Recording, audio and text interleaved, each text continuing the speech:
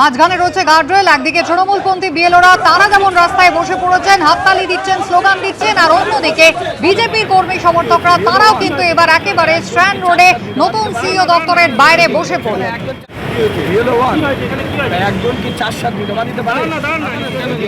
বলে বুঝতে পারছেন যে পরিস্থিতি এখনই শান্ত হওয়ার কোনো লক্ষণ দেখা যাচ্ছে না। দুপক্ষ, একদিকে তৃণমূলপন্থী বিএলও সংগঠনের সদস্যরা তারা বসে রয়েছেন এবং টানা স্লোগান দিয়ে চলেছেন, অন্যদিকে বিজেপির কর্মী সমর্থক এবং সদস্যরা তারা বসে স্লোগান দিচ্ছেন। মূল বিতর্কের বিষয় 400 জন ফর্ম 6 জমা দিতে এসেছেন বলে অভিযোগ তাদের।